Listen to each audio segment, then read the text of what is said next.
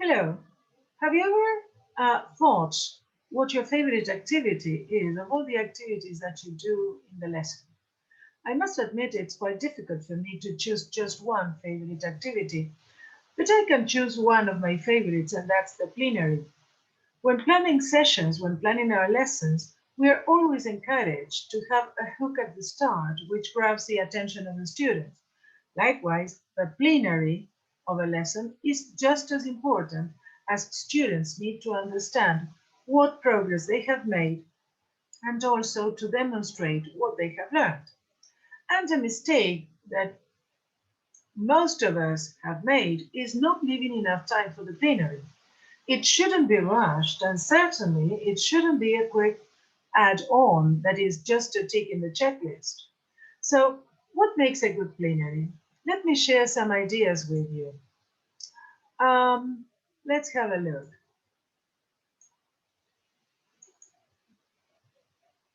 So, a good plenary should assess understanding. It should allow you to assess whole class understanding. It should also be planned into a lesson where appropriate to summarize learning. And this is not necessarily at the end of the lesson. Mini plenaries can be used as an effective form of assessment at transition points within a lesson. It is differentiated to the needs of your class, and this is tricky.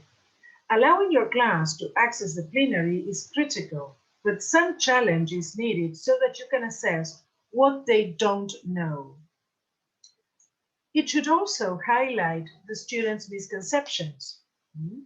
And once these misconceptions have been identified, they can be addressed either at the time or at a later lessons. And finally, the plenary should be a time for reflection. It should give pupils the opportunity to reflect on what and how they have learned and guide them to their next steps to success.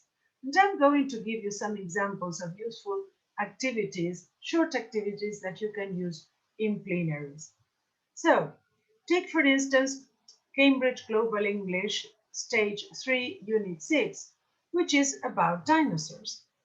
Before we start lesson 1, we can do a KWL chart.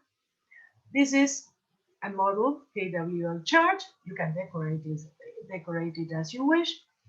And the chart has three columns.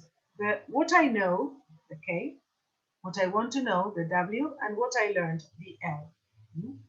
So uh, at the beginning of the lesson, you ask students to work in pairs, in small groups, or you can do this activity as a whole class. Yes, you draw the table on a large sheet of poster paper or on the board, and you ask learners to copy it onto paper or in their notebooks.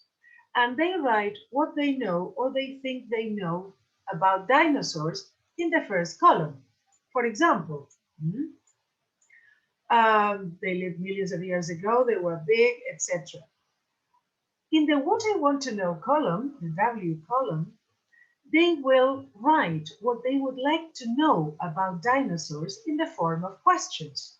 For example, when the dinosaurs died, what color they were, if they laid eggs, anything they can think of. At the end of the lesson or at the end of the unit, you can review the questions in the W column, in the what I want to learn, and ask learners to add statements to the L column, the what I learned. And you can ask them, are there any questions that remain unanswered? Thinking back on the information they have learned, can they predict what the answers to those unanswered questions might be? This is a really interesting activity that will also serve, it will be very useful for you to assess how much the students know about a topic at the beginning of the lesson and how much they have learned at the end of it. Another option is exit tickets. When learners have finished a lesson, for example, lesson 1, you give each learner a set of exit tickets or sticky notes with sentence stems. Here you have some. You don't need to use all of them. You may choose to include just 2 or 3. That will depend on what you want to assess, what you want to find out, and the age, the age of the students. For example, I now understand how or why something happened. I still find it difficult to do something. So you ask learners to fill in the exit tickets, and then they can share them on a notice board, and they read each other's exit tickets. And maybe you can ask them if they can find a way, or they can think of a way that they can help each other overcome difficulties. You can also have quizzes at the end of the lesson for the plenary. For example, you can ask learners to work in pairs or small groups and write quiz questions. And then they challenge the rest of the class with these questions, and they can come up with different kinds of questions.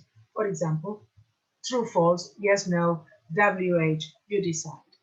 You can also turn a quiz on its head, and instead of giving the class or asking the class to ask the questions, ask the class to give the answers, ask groups to give the answers. They write the answers and they challenge the others, their classmates, to come up with the correct question.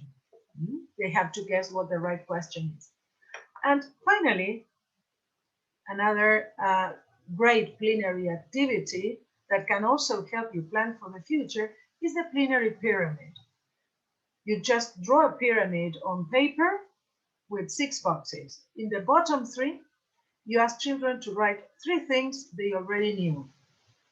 It can be words, facts, things they already knew before starting the lesson. In the middle 2 boxes, they have to write 2 words, 2 facts, 2 things that they have learned in the lesson. And finally, in the top box, they can write something they want to know, something they still have not learned, something they would like to ask, or an aim for the next lesson. In this way, the students have reflected on what they have learned, but you can also plan ahead and include everything in the top boxes in your future lesson plans. Well, this is it. And I hope you find these ideas useful, and I really look forward to hearing from you, and I would like you to tell me about your favorite activities. Bye for now.